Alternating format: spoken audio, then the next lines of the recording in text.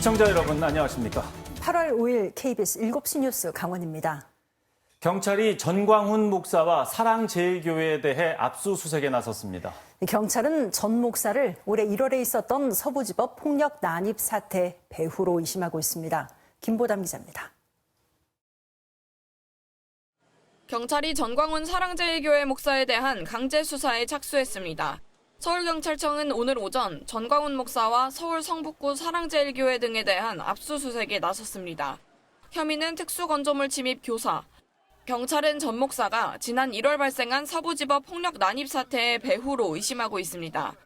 전 목사는 폭력 사태가 발생하기 하루 전 열린 탄핵 반대 집회에서 윤석열 대통령을 서울구치소에서 강제로 모시고 나와야 한다는 등의 발언을 한 바 있습니다. 이에 전 목사는 민주당과 시민단체 등으로부터 집회 참석자들을 선동해 서부지법 폭력 사태를 유발했다는 혐의로 고발됐습니다. 이후 전담 수사팀을 꾸린 경찰은 전 목사 등의 집회 발언을 분석하고 관련자들을 조사하는 등 수사를 이어왔습니다. 경찰은 압수수색을 통해 확보한 자료를 분석한 뒤 전 목사 소환 여부 등을 검토할 예정입니다. 전광훈 목사는 자신은 당시 집회와 상관이 없다며 혐의를 부인했습니다. 8시 반에 종료를 다 하고 해산했기 때문에, 그리고 이 서부 사태의 진입 사건은요, 그 다음 날 새벽 3시에 일어난 거예요. 지난 1월 19일 새벽 서울 서부지법이 윤 전 대통령에 대한 구속영장을 발부하자 수십 명이 법원 청사에 난입해 집기를 부수고 방화를 시도했습니다. 난입 사태 당시 법원 내부에 침입해 재판에 넘겨진 사랑제일교회 특임전도사 윤모 씨와 이모 씨는 최근 1심에서 각각 징역 3년 6개월과 징역 3년을 선고받았습니다. KBS 뉴스 김보담입니다. 반복되는 산업재해 사망사고로 비판을 받은 포스코 ENC 시공 현장에서 또 인명사고가 발생했습니다. 고속도로 공사에 투입된 외국인 노동자가 감전으로 추정되는 사고로 중태에 빠져 있습니다. 경찰이 오늘 현장 감식을 벌였습니다. 강나루 기자입니다. 포스코 ENC가 시공을 맡은 광명 서울고속도로 연장공사 현장입니다. 어제 오후 1시 반쯤 이곳에서 하청업체 소속 30대 미얀마 노동자가 감전됐다는 신고가 접수됐습니다. 지난 폭우 당시 지하차도가 침수돼 공사가 중단됐는데 공사 재개를 위해 양수기 펌프로 물을 빼다가 사고를 당했다는 내용입니다. 구조대가 출동했지만 해당 노동자는 심정지 상태로 병원에 이송됐습니다. 경찰이 오늘 사고가 난 공사 현장에서 국과수 조사원 등이 참여하는 현장 감식에 나섰습니다. 경찰은 현장 감식을 바탕으로 정확한 사고 경위와 안전수칙 준수 여부를 조사할 계획입니다. 김영훈 고용노동부 장관도 이번 사고에 대해 강력한 유감의 뜻을 표명한다고 말했습니다. 고용노동부는 포스코 ENC 현장에서 불과 일주일 만에 사고가 발생됐다며 작업 과정에서 안전조치를 제대로 검증했는지 등을 살펴보겠다고 밝혔습니다. 앞서 포스코 ENC는 지난달 사고 직후 전국에서 시공 중인 건설 현장 작업을 중단하고 안전점검 후 공사를 재개하겠다고 밝힌 바 있습니다. 올해 들어서 포스코 ENC 시공 현장에서 목숨을 잃은 노동자만 모두 4명입니다. KBS 뉴스 강나루입니다. 지난달에 소비자 물가가 2.1% 오르면서 2달 연속 2%대의 상승률을 기록했습니다. 소비자 구매 빈도가 높은 가공식품의 상승률이 여전히 높고 폭염과 폭우 등으로 농축수산물의 가격도 올랐습니다. 이승훈 기자가 보도합니다. 지난달 소비자 물가는 지난해 같은 달과 비교해 2.1% 상승했습니다. 6월에 이어 2달 연속 2%대 상승률입니다. 품목별로 보면 가공식품이 4.1% 오르며 넉 달 연속 4%대 상승률을 기록했습니다. 커피가 15.9% 올랐고 햄과 베이컨은 7.1%, 빵은 6.4% 값이 뛰었습니다. 다만 4.6% 올랐던 전달에 비해 상승폭은 소폭 줄었습니다. 최근 출고가가 인상된 품목의 순차 반영 영향으로 전년 동월 대비 4.1% 상승하였으나 7월 유통업체 할인 행사 등으로 상승폭은 둔화되었습니다. 수산물도 7.3% 오르며 2달 연속 7%대 높은 상승률을 기록했습니다. 바다 수온 상승과 이에 따른 어획량 감소 등이 원인으로 분석됩니다. 6월에 1.8% 하락했던 농산물도 지난달에는 0.1% 내리는 데 그치며 하락폭을 크게 줄였습니다. 폭염과 폭우로 특히 채소와 과일류의 가격이 오른 영향이 큰 것으로 보입니다. 특히 수박은 20% 넘게 값이 뛰었고 시금치도 13% 넘게 올랐습니다. 곡물 가운데서는 쌀값이 7% 넘게 상승했는데 지난해 생산량 감소에 따른 것으로 보입니다. 물가에 미치는 영향이 큰 석유류는 국제유가 하락의 영향으로 1% 내렸고 외식비는 3.2% 올랐습니다. 정부는 기후변화와 지정학적 불안정 등 물가를 둘러싼 불확실성이 여전히 크다며 주요 품목의 수급 상황을 면밀히 보고 있다고 설명했습니다. KBS 뉴스 이승훈입니다. 한 병에 1,000만 원이 넘는 초고가의 위스키를 해외 직구 형태로 밀수해온 대학 교수와 의사 등 10명이 관세청에 적발됐습니다. 이들은 전체 시가 52억 원어치 위스키 5,400여 명을 해외에서 들여오면서 수입 신고를 하지 않는 등의 수법으로 세금을 줄인 혐의를 받고 있습니다. 정재우 기자입니다. 양쪽 선반에 고가의 위스키가 빼곡히 들어차 있습니다. 해외 직구로 위스키를 밀수했다가 적발된 한 의사의 병원인데 병원 한쪽을 위스키 창고로 꾸민 겁니다. 이 의사는 3억 원 상당의 위스키 등 주류를 해외에서 구매하면서 가격을 낮춰 신고하는 등의 수법으로 약 4억 3천만 원을 탈세한 거로 드러났습니다. 관세청은 이 의사와 대학 교수, 기업 대표 등 10명을 관세법, 식품위생법 위반 혐의로 검찰에 송치하고 관세 등 41억 원을 추징했습니다. 1,000만 원짜리 위스키 한 병을 수입하면 관세와 부가세 등 1,500만 원의 세금이 붙는데 이들은 이 같은 세금을 피하기 위해 신고를 누락해 세금을 안 내거나 위스키 품명을 조작해 세금을 덜 낸 혐의를 받습니다. 저가로 신고를 해서 거기 주류에 붙는 주세나 관세나 교육세 같은 그런 것들도 많이 줄였던 걸로 보입니다. 적발된 밀수입 위스키 중엔 한 병에 2,300만 원에 달하는 초고가 위스키도 있었습니다.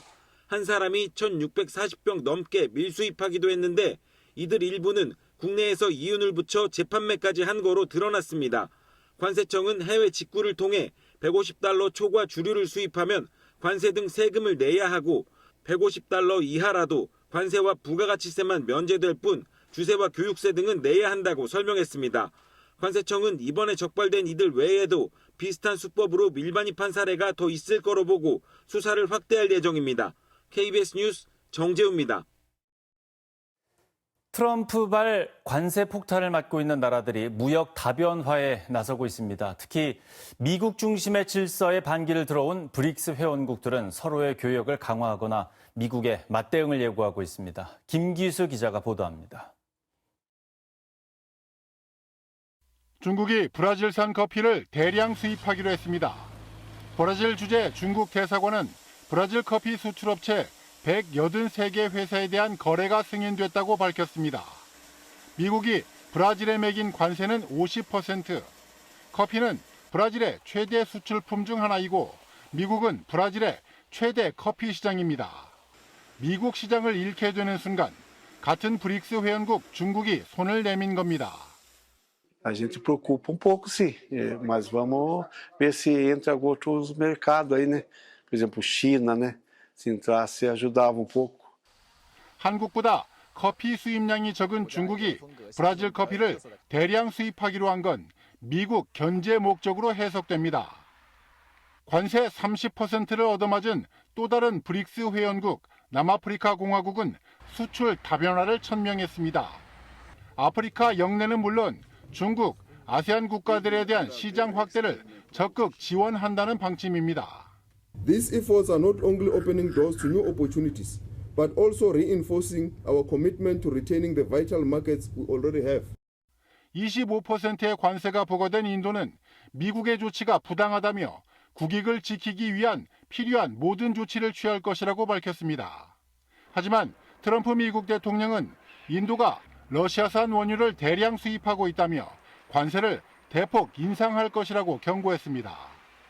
중국과 함께 브릭스를 이끌고 있는 러시아는 남반구 개발도상국, 즉 글로벌 사우스와 협력을 강화해 미국의 관세 압박에 대항할 거라고 강조했습니다. KBS 뉴스 김규수입니다. 강릉의 한 의원에서 허리 시술을 받은 환자들에게 집단으로 이상 증상이 나타나 보건당국이 역학 조사에 나섰습니다. 이상 증상을 보인 8명 가운데 1명은 숨졌고 7명에게선 황색 포도알 균이 검출됐습니다. 노지영 기자입니다. 강원도 강릉의 한 의원입니다. 입구에 긴박한 사정으로 휴업한다는 안내문이 붙었습니다.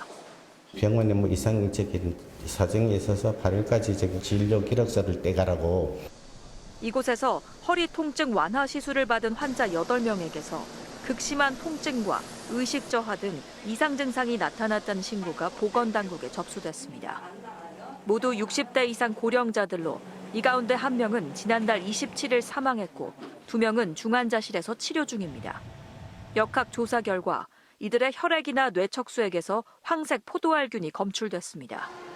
해당 의원 의료진과 기구 등에서도 황색 포도알균 16건이 검출됐습니다. 강원도와 강릉시 등 관련 기관은 역학조사단을 꾸려 시술과 황색 포도알균 감염 간의 인과관계를 조사 중입니다. 또 최근 2주 동안 이곳에서 같은 시술을 받은 269명에 대해 건강 이상 여부를 조사하고 있습니다. 혹여나 거기서 지금 아픈 사람이 있다라고 하면 빨리 치료를 받는 것이 중요하기 때문에. 황색 포도알균은 법정 감염병에 해당하지 않지만 상처나 혈액을 통해 감염되면 치명적일 수 있습니다. 신경계 그런 곳으로 그 균이 퍼지게 되었을 때는 그때는 이제 건강에 치명적인 위험을 가할 수 있다. 보건당국은 허리 시술과 감염 간의 인과관계와 의료 과실이 확인되면 해당 의원을 경찰에 고발할 방침입니다. KBS 뉴스 노정입니다. 올해 대학 수학능력 시험이 이제 꼭 100일 앞으로 다가왔습니다. 이번 수능은 예전 수준으로 줄어든 의과대학 정원이 최대 변수가 될 것으로 전망됩니다. 하초혜 기자입니다. 고등학교 자습실입니다.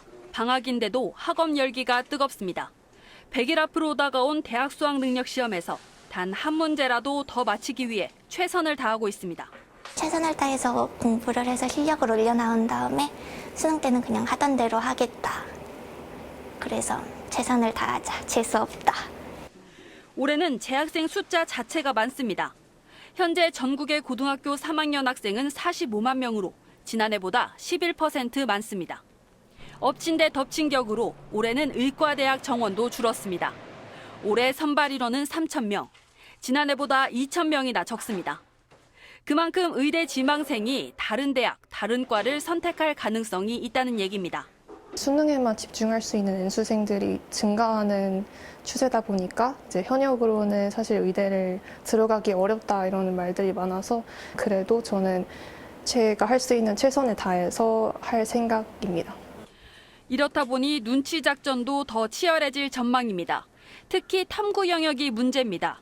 의대 응시생이 몰리는 과학 탐구 대신 사회 탐구를 택하는 이른바 사탐런 현상도 점쳐집니다. 실제로 자연계열 지원자도 사회 탐구를 선택할 수 있도록 허용하는 대학도 등장했습니다. 사탐런을 부응해서 따라가더라도 준비되지 않은 상태에서 따라갔을 때는 어떤 준비가 미흡할 수 있기 때문에 신중한 고민을 하고 응시하는 것이 좋을 것 같습니다. 올해 수능 원서 접수는 이달 21일부터 다음 달 5일까지 진행됩니다. 그리고 수능은 11월 13일 실시됩니다. KBS 뉴스 하초입니다. 강원도 교육청의 고위 간부가 어제 기자회견을 열고 이른바 양심 고백을 했습니다. 과거 교육감 선거에서 공무원들의 선거 개입이 있었다는 내용이었는데요. 그 후 폭풍이 거셉니다. 특히 일부 간부들이 기자회견 당일부터 출근을 안 하고 있어서 의혹을 키우고 있습니다. 자세한 내용을 조희연 기자가 전합니다. 갑작스레 기자회견을 연 강원도 교육청 간부. 이른바 양심 고백을 합니다. 선거가 본격화되기 전 정책 관련 워크숍을 열었는데 이 자리에 교육청 소속 공무원들이 참석하여 교육 정책 및 공약 방향에 대한 의견을 제시하고 논의하는 일들이 있었습니다. 기자회견 바로 다음 날 교육청입니다. 교육청에 단 4명밖에 없는 국장급 간부 가운데 1명의 방, 퇴근이라고 표시돼 있습니다. 최 협력관의 기자회견 날 휴가를 냈다고 합니다. 어제도 휴가하셨어요? 어제는 네, 오후에요. 같은 날 교육감과 가깝다는 또 다른 간부도 휴가를 냈습니다. 신경호 교육감이 언론 인터뷰에서 직접 언급한 간부도 자리를 비워 취재진이 얼굴을 볼 수는 없었습니다. 두 사람은 최 정책관의 기자회견과 관련해선 입장이 없다라고 나중에 KBS에 밝혔습니다. 신 교육감도 다시 입장을 내놨습니다. 과거 선거운동 무렵 교육청 공무원들에게서 조언을 구한 적이 있다는 겁니다. 다만 그들이 선거운동 조직에 몸담았던 건 아니라고 주장했습니다. 많은 분들한테서 교육감 되시면 이런 거 도와주세요라고 받았거든요. 그거를 뭐 특별하게 뭐 캠프처럼 뭐 정책 개발팀처럼 오해되는 건 아니다 말씀드리겠습니다. 교육청의 혼란스러운 모습은 우려를 자아냅니다. 아이들을 수능을 책임지고 끌어줘야 될 교육청이 저런 내부 분란이 일어나고 문제가 발생한다고 했을 때 걱정을 안 할 수가 없는 상황이죠. 경찰과 선거관리위원회는 앞으로 고소나 고발장이 접수되면 즉시 조사에 나서겠다는 방침입니다. 신경호 교육감에 대한 1심 선고를 앞두고 교육청 내에 잡음이 이어지면서 신 교육감의 정치적 부담도 커지게 됐습니다. KBS 뉴스 조희연입니다. 내일과 모레 사이 강원도에는 최대 150mm에 달하는 비가 내릴 전망입니다. 덕분에 폭염의 기세는 잠시 주춤할 걸로 보이는데요. 문제는 1시간에 최대 70mm에 이르는 폭우가 쏟아질 수 있다는 겁니다. 주변에 혹시 낙석이나 산사태가 발생할 만한 곳은 없는지 한번 살펴보시는 게 좋겠습니다. 이유진 기자가 취재했습니다. 깎아지른 듯한 절벽, 2달 전 돌들이 떨어진 자리입니다. 낙석 방지망엔 군데군데 구멍이 나 있습니다. 인도엔 커다란 돌이 놓여 있습니다. 추가 피해를 막기 위해 급한 대로 새로 된 벽을 설치해뒀습니다. 제 뒤로 보이는 것처럼 낙석이 떨어지면서 절개지 아래 보행로는 지난 6월부터 통행이 전면 통제됐습니다. 인근의 또 다른 절개지, 지난해 낙석 20여 톤이 발생해 낙석 방지 구조물이 설치됐습니다. 바로 옆에 방지망은 볼록하게 튀어나와 있습니다. 올해도 낙석이 발생한 겁니다. 산사태 나오면 차량도 덮칠 뿐더러 이 자전거 타거나 인도를 걷는 분들은 무방비 상태이기 때문에 뭐 그냥 돌 하나만 맞아도 거의 사망 사고가 나지 않을까. 이런 급경사지나 절개지는 언제든 다시 사고가 날 수 있습니다. 특히 집중호우 때가 문제입니다. 요즘엔 한 동네는 멀쩡한데 바로 옆 동네엔 불과 한두 시간 만에 수십에서 수백 밀리미터에 이르는 폭우가 쏟아지는 일이 빈번하게 벌어지고 있기 때문입니다. 비가 짧은 시간에 많이 오게 되면 땅 속에 물을 가득 채워버려요. 흙입자 사이에 간격이 좁아질 수 있는 시간을 기다려주지 않고 마찰력이 줄어들기 때문에 산사태가 크게 일어날 수 있는 중요한 원인이 되죠. 전문가들은 절개지 인근 주민들은 집중호우가 예보될 경우 신속하게 대피하는 게 좋다고 강조하고 있습니다. KBS 뉴스 이유진입니다.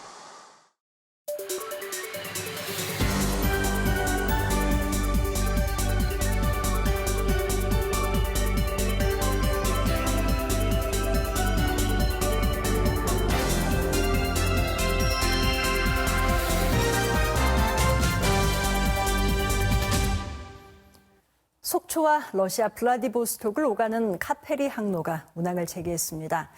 1년 6개월 만인데요. 속초항 활성화가 기대되지만 해결할 과제도 여전히 남아 있습니다. 조현주 기자가 짚어봅니다. 16,000톤급 중형 카페리가 속초항을 빠져나갑니다. 러시아 블라디보스토크 항으로 가기 위해서입니다. 이전 선사의 경영난으로 지난해 2월 북방항로 운항이 중단된 이후 1년 반 만에 재개된 겁니다. 배는 이전 선박과 동일하지만 선사는 새롭게 바뀌었습니다. 북방항로 카페리는 속초와 러시아 블라디보스토크 노선을 당분간 매주 화요일에 한 차례 오가며 화물부터 운송합니다. 여객 수송은 다음 달부터 시작하고 주 2회 운항은 내년에야 가능할 전망입니다. 내년 초반까지는 선박의 운항 안정성을 확인하고 안정화된 것을 확인한 이후부터는 주 2항차로 운항을 계획하고 있습니다. 여객의 운송은 올해 9월 9일부터 진행할. 북방항로 재개로 침체한 속초항 활성화 기대가 크지만 해결할 과제도 여전합니다. 국제 여객터미널 보수 보강 작업이 내년 상반기 마무리될 전망이어서 임시로 국제 크루즈 터미널을 이용해야 합니다. 또 동해항에서 러시아 블라디보스토크항을 오가는 카페리가 이미 있어 화물과 여객 유치 경쟁을 벌여야 합니다.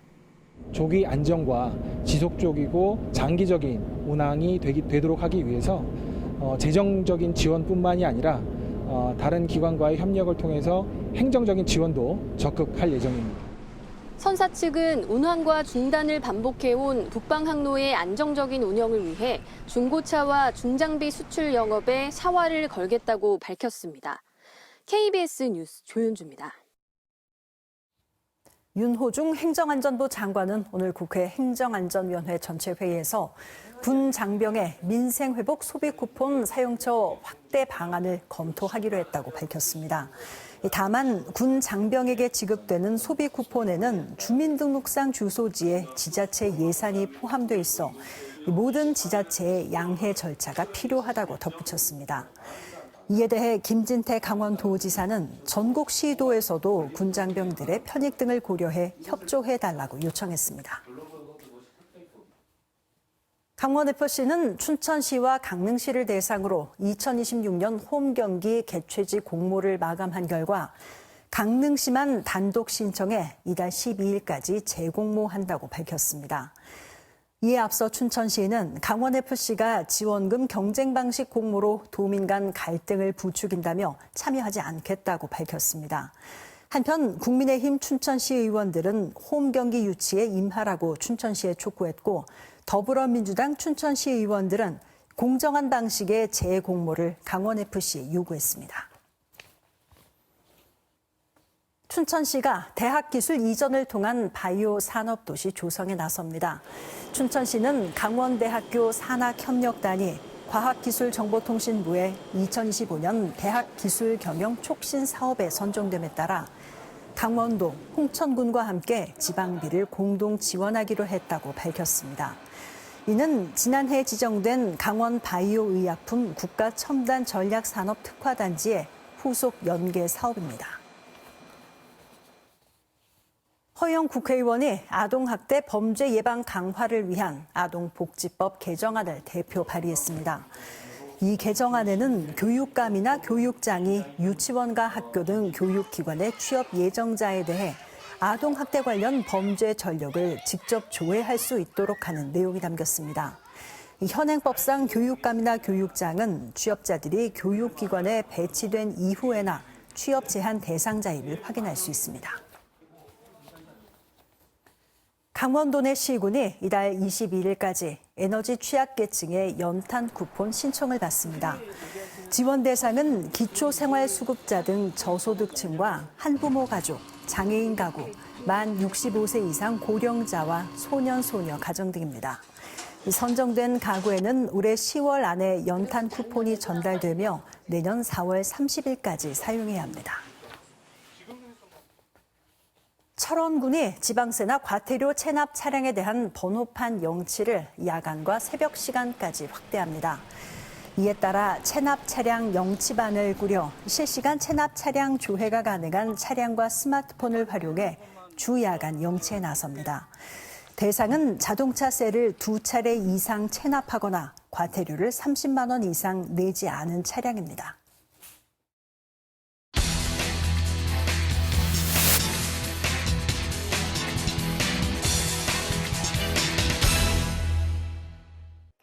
원주입니다. 원주시가 이달부터 다음 달까지 1억 5천만 원을 투자해 생태계 교란 식물을 집중 제거합니다. 대상은 섬강 등 주요 하천 주변과 주택가 인근 산림 지역입니다. 원주시는 가시밭과 단풍잎, 돼지풀 등 생태계 교란 식물을 뿌리째 제거합니다. 지난해 원주시는 25만 제곱미터에서 생태계 교란 식물을 없앴습니다. 원주시가 이달 한 달 동안 가축 분뇨 배출 시설을 점검합니다. 점검 대상은 지정면 축사 등 12개 가축 분뇨 배출 시설입니다. 점검에서는 가축 분뇨와 퇴비 등의 외부 방치와 하천 유출 등이 중점 단속됩니다. 원주시는 폭염 속 악취 발생을 줄이고 하천 오염을 예방할 계획입니다. 평창군이 농촌 지역 환경 오염 예방을 위해 4,300만 원을 들여 기타 영농 폐기물을 무상 수거합니다. 수거 대상은 농업용 차광막과 반사필름, 모종판 등입니다. 무상 수거는 다음 달까지 농촌 마을에 신청을 받은 뒤 올해 11월쯤 진행될 예정입니다. 평창군은 올해 사업 성과를 분석한 뒤 향후 확대 여부를 검토할 계획입니다. 영월군이 올해 말까지 1억 원을 들여 빈집 25채를 철거할 계획입니다. 이를 위해 빈집 면적에 따라 200만 원에서 최대 500만 원까지 지원합니다. 영월군은 최근 3년 동안 빈집 60여 채를 철거했습니다. 영월군은 현재 빈집 480채가 남은 것으로 파악하고 빈집 철거와 정비를 늘리기 위해 소유주와의 협의를 확대하고 있습니다. 지금까지 원주였습니다. 이어서 강릉입니다. 국립수산과학원은 아열대성 소형 해파리인 푸른우산관 해파리가 경북 동해안에 이어 이번 주말쯤에는 강원 동해안 연안까지 확산할 것으로 예상했습니다. 푸른우산관 해파리는 독성은 약하지만 접촉 시 알레르기 반응이나 피부염을 유발할 수 있습니다. 국립수산과학원은 아열대성 해파리 출현이 빈번해지고 있다며 관계기관의 신속한 제거 등이 필요하다고 강조했습니다. 강릉시가 지난달부터 외국인 계절 근로자가 근무하는 30여 개 농가에 온도계를 배포하고 폭염 시 휴식 시간 의무 부여 등 온열 질환 예방 현장 교육을 강화했습니다. 강릉에는 올해 베트남과 라오스, 캄보디아에서 계절 근로자 150여 명이 입국할 예정이며 현재 110여 명이 근무하고 있습니다. 태백시가 강릉 영동대학교 캠퍼스 유치를 추진합니다. 태백시는 옛 장성여자중학교 자리에 강릉 영동대 태백 캠퍼스를 유치해 2027년 개교하는 것을 목표로 해당 대학 교육청 등과 협의하고 있다고 밝혔습니다. 태백시는 강릉 영동대 태백 캠퍼스가 개교하면 대학 졸업생을 위한 지역정착 지원 정책을 마련할 계획입니다. 고성군이 중소기업의 금융 부담을 덜어주기 위해 중소기업 육성 자금의 2차 보전금 지원을 확대합니다. 이에 따라 이달부터 이자 지원율을 기존 연 3%에서 4%로 상향 조정하고 2년간 지원합니다. 지원 대상은 지역의 주 사무소나 사업장을 둔 중소기업이며 이미 지원받는 기업도 상향된 이자율을 적용받을 수 있습니다. 지금까지 강릉이었습니다.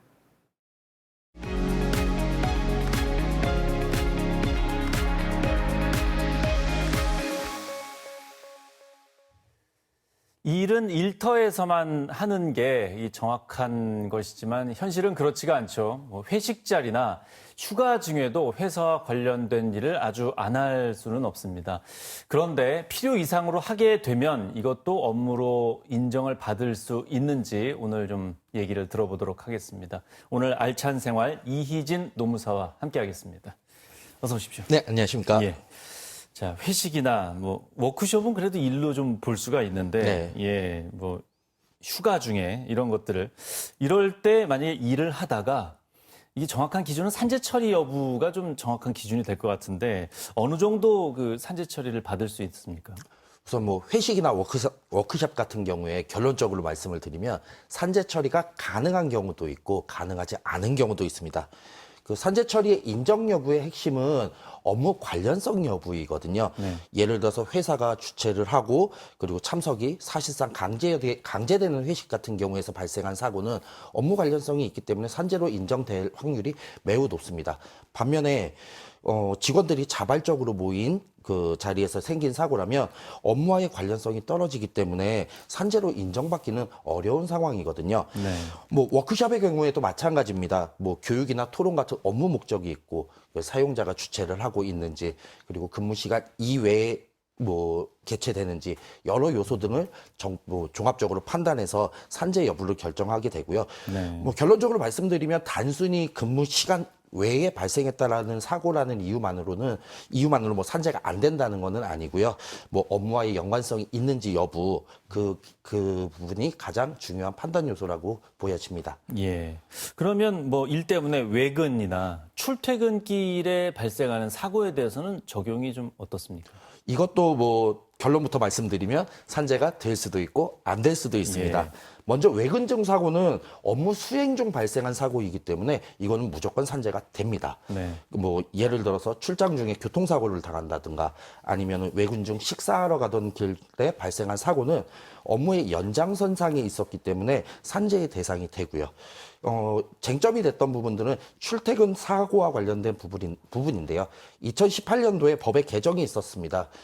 원래는 이제 출퇴근제 같은 경우에 산재로 인정되지 않았었는데 개정이 되면서 통상적인 경로와 방법으로 출퇴근을 하다 발생한 사고는 산재로 인정이 되게 되었습니다. 뭐 예를 들어서 집에서 회사까지 자가용을 타거나 대중교통을 이용해서 가다가 발생한 사고는 산재로 인정이 되고요. 네.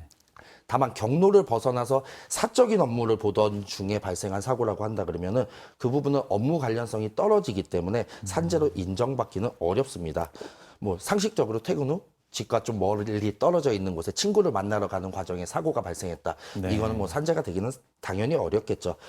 뭐 결론적으로 사무실이든 아니면 외근지든 출퇴근 중이든 업무와 관련된 상황에서 발생한 사고라고 한다 그러면은 산재로 인정될 가능성이 매우 높다고 하겠습니다. 이 부분 잘 기억하시면 될 것 같습니다. 예. 회식 자리 얘기를 좀 더 자세히 물어보겠습니다. 이게 참 복합적이잖아요. 네, 그렇습니다. 회식 자리 1차도 있고 2차도 있고 뭐 요즘은 잘 안 하지만 뭐 3차도 간혹 하게 되는데 그럼 어디까지가 이 회식 형태에 따라서 회사에서 책임을 질 수 있습니까? 회식은 보통 1차에서 끝나는 경우가 많지가 않죠. 뭐 2차, 3차까지 이어지는 경우가 많은데요. 그렇다면 이 회식이 계속되는 중에 발생한 사고가 산재인지 여부가 말씀하신 대로 상당히 문제가 됩니다. 보통 1차 회식은 회사가 주최하고 참석이 사실상 강제되는 경우가 많기 때문에 해당 자리에서 발생한 사고는 산재로 인정될 가능성이 높습니다. 하지만 2차, 3차는 근로자들이 자율적으로 뭐 참여하거나 아니면은 뭐 자기들끼리 어울려서 이렇게 모임을 가지는 경우가 많기 때문에 이때 발생한 사고는 좀 산재로 보기는 어렵다고 보입니다. 근데 네. 이 경우에도 좀 예외적인 경우도 있거든요. 만약에 뭐 상급자가 주도하고 있고 사실상 업무 지휘가 유지된 상태에서 2차가 이루어졌거나 아니면은 참석을 거부하기 어려운 상황이다. 네. 그런 상황에서 사고가 발생했다라고 하면 산재가 인정될 수 있다는 판례도 있습니다. 결국 중요한 건 사고가 뭐 1차든 2차든 3차든 언제 발생했는지가 중요한 게 아니라 업무와 관련이 있는지 업무 연장선상에 있었는지 여부가 판단의 요소가 되는 거고요. 뭐 1차는 산재, 2차는 산재 아님 뭐 이런 이분법적인 거는 뭐 적용이 되지 않는다고 보시면 될 것 같습니다. 예. 그러니까 위기에 의해서 내가 갈 수밖에 없겠구나 하는 회식은 거기서 문제가 생겼을 때는 산재 적용받을 가능성이 좀 높겠군요. 네, 가능성이 좀 있습니다. 예. 판례도 그렇게 보고 있고요. 네. 그 사고가 이런 회식이나 워크숍 같은 곳에서 사고가 발생했을 때 산재로 인정된 사례를 몇 가지 좀 들어주시면 좋을 것 뭐 같습니다. 사례는 너무나도 많습니다. 뭐 회식이나 워크숍 같은 경우에는 회사들이 항상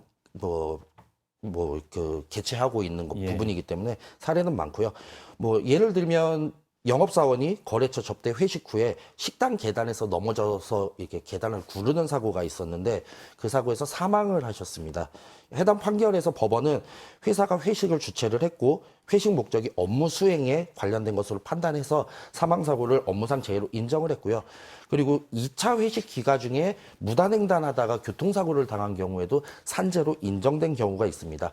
이 경우는 조금 특이한 부분이 1차 회식이 회사 주최로 이루어졌고 이어진 2차 회식에서 1차 회식에 비해 소수의 인원이 참석했으나 이게 단순한 사적 모임이 아니라 업무 담당자들의 모임이었다는 점과 2차의 회식 비용을 회사가 부담했다는 점이 인정되면서 산재로 인정된 사례라고 볼 수 있습니다. 네. 반면 대부분의 2차 회식 같은 경우에는 자율적이고 비용도 개인 부담이다 보니까 그리고 강제성도 없다 보니까 아마도 업무 관련성이 인정되지 않아서 2차 회식 이후에 발생한 사고들, 2차 회식 중에 발생한 사고들은 산재로 인정되지 않을 확률이 매우 높습니다. 예.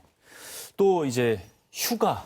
그렇죠. 예, 휴가 중 요즘 스마트폰 때문에 이 휴가가 좀 애매한 경우도 있습니다. 네, 단톡방에 맞습니다. 계속 올라오는데 무시할 네네. 수도 없고. 그렇죠. 예, 이게 또 업무를 뭔가 도와줘야지 하다가 1시간, 2시간이 뭐 이렇게 흘러가는 경우도 있습니다. 네, 맞습니다. 그러면 이게 어느 정도 선에서 이게 근로시간으로 인정받을 수가 있습니까? 아마 휴가 중일 때 상사로부터 뭐 전화를 받거나 아니면 메시지를 받거나 업무 확인을 요구하는 상황들을 다들 한번 겪어보셨을 텐데요. 이렇게 휴가 중에 업무를 받은 시간이 과연 근로시간으로 인정될 수 있는지가 문제가 됩니다. 근로기준법상에서의 근로시간이라는 거는 근로자가 사용자의 지휘 감독 하에 있는 시간을 근로시간이라고 하는데 만약에 휴가 중이라고 하더라도 사용자의 지시 감독에 따라 업무를 수행했다면 그 시간은 원칙적으로 근무시간으로 인정될 수 있습니다.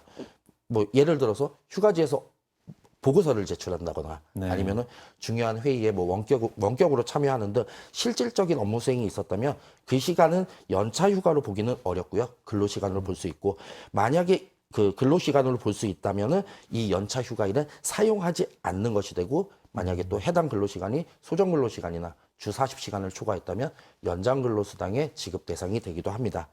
즉 뭐 업무 수행의 어떠한 구체성이나 반복성, 뭐 강제성이 있었다면 사용자의 어떤 지휘 감독 아래 있었다에 보이고 그런 경우에는 근로시간으로 보는 것이 타당하다는 게 최근의 흐름입니다. 예. 업무 뭐 성격에 따라 다르지만 뭐 전화 몇 번 받고 메시지 주고 받고 이 정도 선에서는 좀 애매할 수도 있겠네요. 네, 맞습니다. 뭐 전화 몇 통 받고 뭐 메시지 몇 건 짧게 뭐 단발적으로 이런 연락 같은 경우에는 실제로 근로시간으로 인정받기는 어렵습니다. 이제 뭐 법원과 고용노동부도 실질적인 업무 수행을 누가 했느냐, 어떻게 했느냐를 기준으로 판단하고 있는데요. 단순히 메시지로 확인했습니다. 아니면 알겠습니다. 같은 메시지로 끝나는 경우는 근로시간으로 보기 어렵다는 것이 일반적인 입장입니다.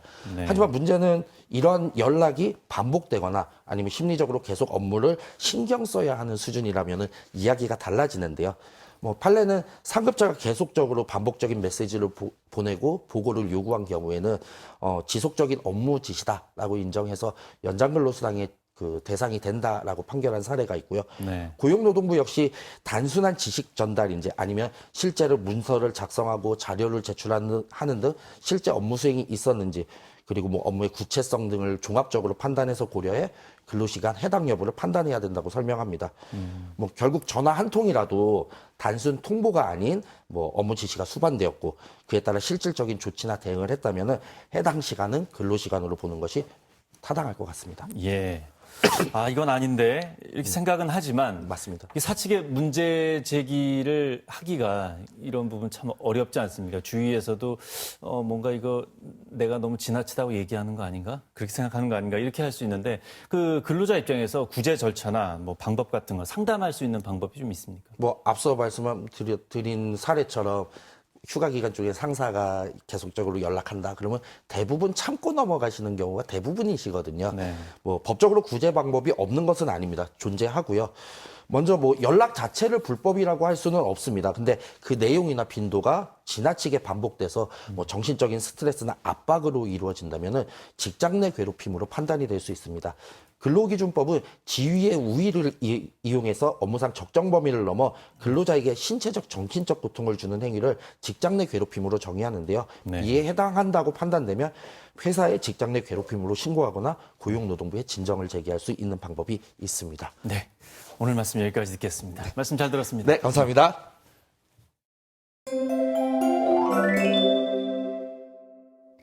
내일은 더위를 조금은 식혀줄 비 소식이 있습니다. 다만 집중 호우가 우려돼 비 피해 없도록 대비가 필요하겠는데요. 현재 춘천과 철원 등 영서 중북부를 중심으로는 호우 예비특보가 내려진 곳들이 있고 내일 돌풍과 벼락을 동반해 매우 강한 비가 쏟아지겠습니다. 내륙과 산지를 중심으로 특히 내일 오전부터 낮 사이에 시간당 최고 70mm 안팎의 호우가 쏟아지겠고요. 그 밖의 시간대에도 최고 시간당 30mm 안팎으로 강한 비가 퍼붓겠습니다. 예상되는 강수량은 모레까지 내륙과 산지에는 30에서 80mm, 많게는 120mm 이상 예상되고요. 동해안에도 10에서 40mm 정도가 되겠습니다. 내일 아침 기온은 원주 25도, 강릉 26도 등 열대야가 나타나는 곳도 있겠고요. 한낮에는 기온이 크게 오르지 못하면서 춘천 28도, 양구 26도, 태백은 27도에 그치겠습니다. 바다의 물결은 동해 전해상에서 최고 3m로 높게 일겠습니다. 이번 비는 모레 밤까지 이어질 텐데요. 비가 그친 뒤에는 날은 다시 더워지겠습니다. 날씨였습니다. KBS 7시 뉴스 마치겠습니다. 저희는 내일 뵙겠습니다. 고맙습니다.